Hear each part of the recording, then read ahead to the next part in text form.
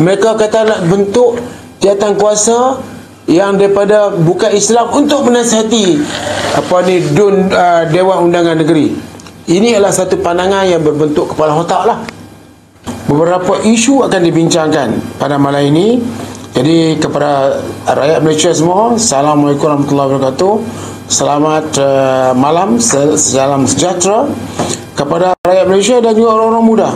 Dan jangan lupa tap screen guys, untuk kita bincangkan beberapa isu yang saya kira hebat dan dahsyat. Lagi sekali, hari kita lihat rentetan DAP buat kerja. Yang pertama, penasihat DAP kata Perdana Menteri bukan Melayu. Habis kita bergaduh. Yang keduanya ialah pilihan PBT, di mana pengurusi DAP wilayah keluar kenyataan, kita bergaduh. Hari ini Ngaku Ham pula keluar kenyataan yang menyentuh agama Islam, bahawa dicadangkan sebuah jawatan kuasa terdiri bukan Islam untuk menasihati dan memberi kepakaran dan sebagainya. Kita ingat Ngaku Ham bahawa ini ini bertentangan dengan Perlembagaan Persekutuan. Perlembagaan Persekutuan telah dibuat begitu rupa, kalau kita nak buat apa-apa pindahan kepada kerajaan Perlembagaan Persekutuan kita buat. Tetapi kena ingat, seperti yang diulaskan oleh Sultan Selangor, Duli Yang Maha Mulia Sultan Selangor, ampun Tuanku telah mengulas dengan tegas di sini, bahawa orang-orang bukan Islam jangan ganggu agama Islam. Lakum dinukum waliyadin. Kamu dengan agama kamu, kami dengan agama kami. Jangan ganggu. Ini kita lihat rentetan provokasi yang telah dibuat di DAP. Ini rentetan provokasi yang mana Setiausaha Agung PAS telah pun mengeluarkan kenyataan bahawa mereka terus membuat provokasi. Kita bersyukur bila mereka buat provokasi, sudah ada pandangan-pandangan daripada pihak UMNO. Pihak UMNO terkesan sebab UMNO memperjuangkan agama bangsa tanah air. Saya terima kasih. Walaupun saya sudah tidak mesra lagi dengan ahli Parlimen Jelbu, tapi hari ini ahli Parlimen Jelbu telah mengeluarkan kenyataan tidak bersetuju dengan Koham. Tapi cuma ada beberapa para yang dibawa tu, para akan berapa tu, yang menyebut bahawa untuk memupuk kerajaan perpaduan. Hari itu tak payah komen lah ahli Parlimen Jelbu. Tak nak komen apa. Sebab apa? Pilihan raya baru-baru ini UMNO yang berkata no DAP. Tapi sekarang ni tiba-tiba diubah. Menyebutkan nak membentuk perpaduan. Tak payah sebut lah. Kalau tidak komen daripada Jelbu tu kira yang terbaik lah. Sebab apa? Dia bagi komen tentang tidak bersetuju dengan pandangan Ngaku Ham. Bukan Jelbu, Ketua Pemuda pun telah bagi pandangan. Ketua Pemuda UMNO telah bagi pandangan. Jadi pihak kami sudah pasti, kami tidak mahu mana-mana pihak untuk mengganggu agama kami. Kami tidak pernah mengganggu agama lain, dan kita tidak pernah menyebabkan ketidakadilan berlaku kepada agama lain. Contohnya macam apa yang berlaku tentang sekatan untuk semua kedai runcit termasuk kedai ubat untuk berniaga arak. Pasal kedai ubat, kalau sekiranya kedai ubat boleh berniaga arak, esok kedai lain pun juga minta untuk berniaga arak. Jadi kalau mereka rasa seronok kerana sekatan itu telah ditarik balik, yang komplain pasal arak bukan orang Islam. Yang komplain pasal arak di wilayah ialah orang bukan Islam. Persatuan Agama Buddha, Hindu, Kristian komplain sebab apa? Orang minum arak di rata-rata ialah satu suasana yang tidak baik bila mereka mabuk, duduk di tepi jalan dan sebagainya. Tapi alasan yang dibagi ialah kononnya pelancong nak datang beli mudah. Alasan diberikan yang pelancong nak datang beli mudah itu adalah alasan yang tidak munasabah. Sebab pelancong datang tentulah dia ada duit dan sebagainya, dia pergilah. Ada bar yang dibenarkan, ada restoran yang dibenarkan untuk menjual arak. Kenapa pergi beli, pelancong nak beli dekat kedai runcit? Itu adalah alasan yang tidak munasabah dan tak logik. Tapi saya tak mau komen. Sebab apa? Sudah pasti kalau kami memerintah, kami tak buat kerja tu. Malah pengurusi arak Datuk Jason yang lepas, dia sendiri yang mencadangkan sekatan penjualan tidak boleh dibuat berluasa begitu. Jadi sekarang ni timbalan pengurusi yang ambil alih telah mengumumkan bahawa mereka telah membenarkan penjualan arak. Tahniahlah PH kerana telah berjaya untuk membenarkan arak dijual di kedai-kedai ubat dan juga kedai-kedai lagi yang sebenarnya tidak layak berbuat demikian.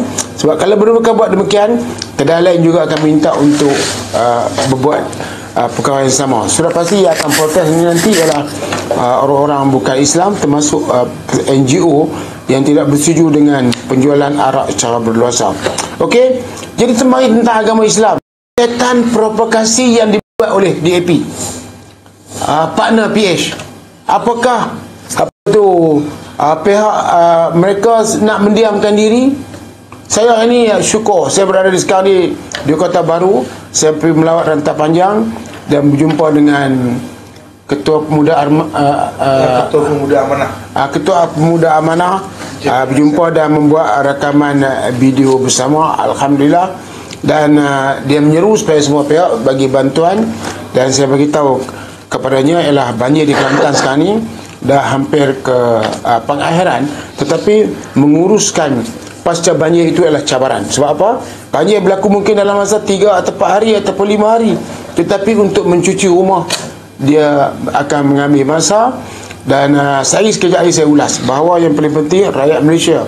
Dan hari ini kita lihat khutbah Jumaat di Kelantan menyebutkan bahawa pada hari Ahad nanti mereka akan bergotong royong untuk mencuci rumah di kawasan karya masjid masing-masing. Alhamdulillah. Tapi saya menyeru supaya lebih ramai rakyat Malaysia yang datang untuk membuat kebersihan. Tapi kena ingat, cara-cara kita nak tolong tempat banjir ni jangan menyusahkan orang tempatan, seperti terpaksa melayan kita sana sini dan sebagainya. Ikut cara smart team yang telah ditubuhkan oleh kerajaan dahulu. Smart team ni adalah satu pasukan khas yang bila mereka datang pergi bagi bantuan, mereka akan uruskan semua sekali, makan, minum, tempat tinggal dan juga peralatan. Jadi sesiapa yang nak mari bagi bantuan kebersihan, cuba uruskan sendiri tempat tinggal, makan dan sebagainya. Sebab orang tempatan sekarang ni tertekan sedikit kerana mereka menghadapi masalah banjir. Dalam masa yang sama mereka juga telah akan menguruskan bantuan terutamanya beras kepada mangsa banjir.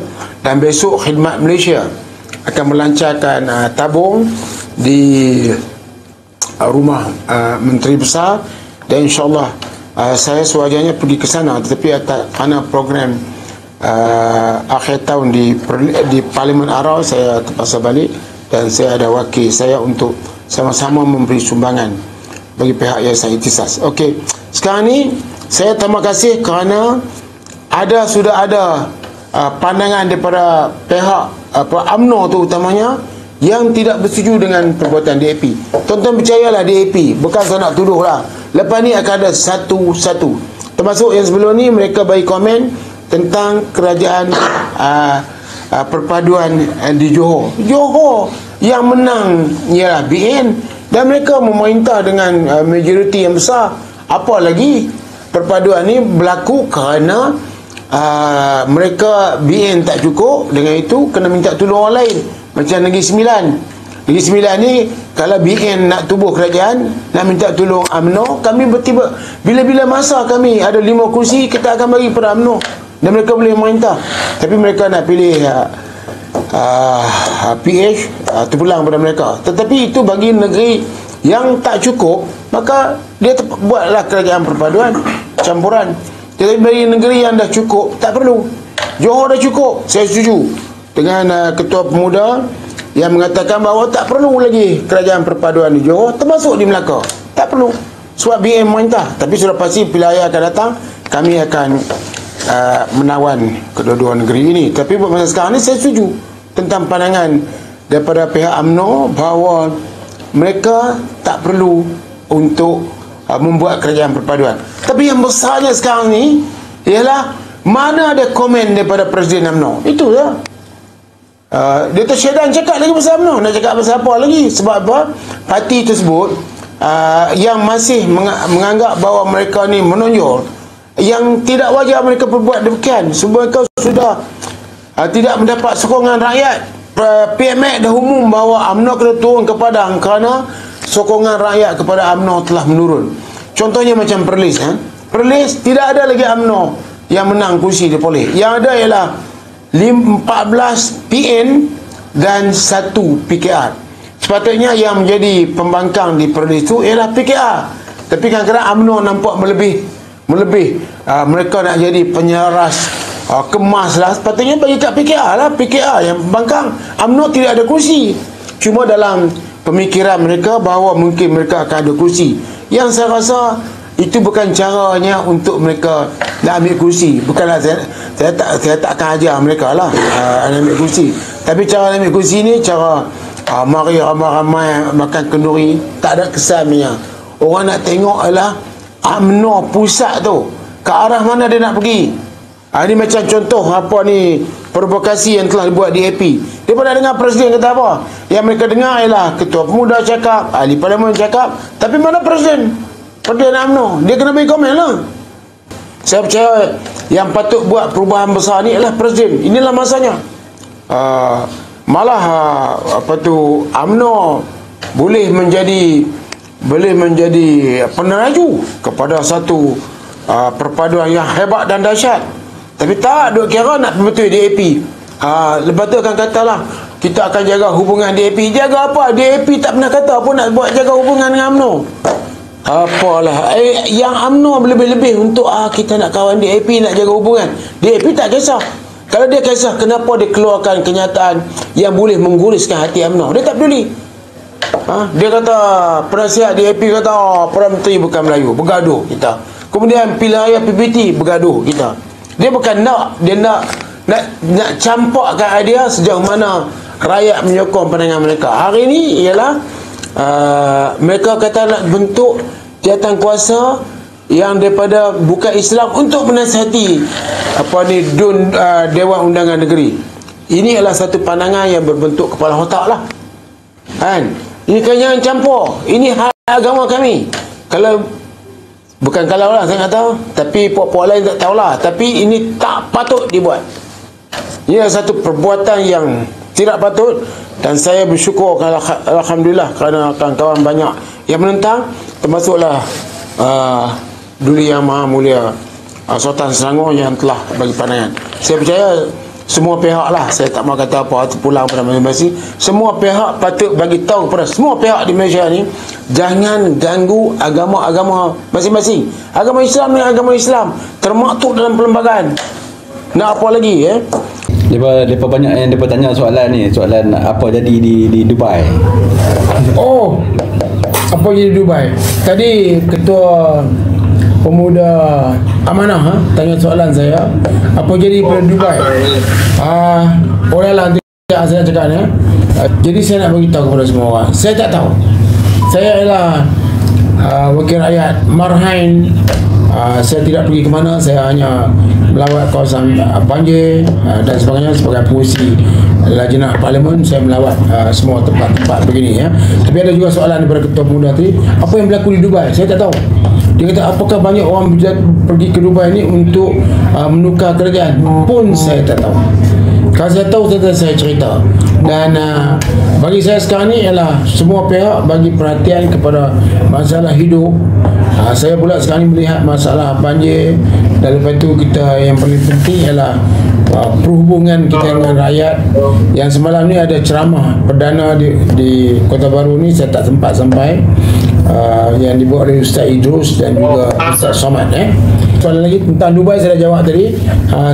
Jawapannya saya tak tahulah. Tapi kalau ada Dubai, London ke kawan-kawan pergi bercuti, selamat bercuti dan selamat kembali ke tanah air.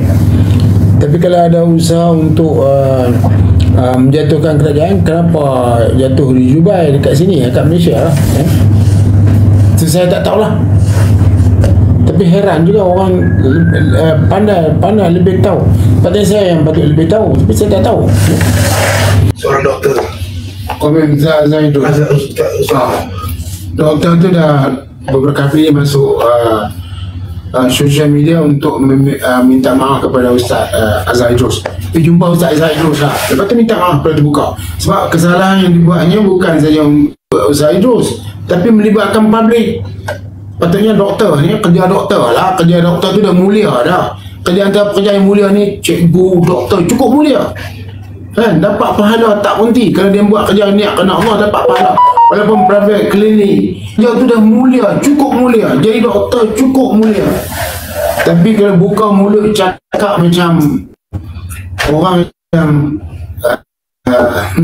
tak mengaji sekolah lah kata, itulah satu perbuatan yang cukup hina. Saya geram doktor ni. Dan sekarang dia jumpa Ustaz Azhar, tak payahlah Facebook dalam Facebook saya tidak apa ni, saya bersedia untuk jumpa Ustaz Azhar Idrus. Tak payah cerita kat publik, pergi jumpa dia. Awak telah aibkan dia, Ustaz Azhar. Kan? Setengah orang percaya dia. Dia ambil gambar bersama Ustaz Azhar Idrus, lepas tu selesai masalah.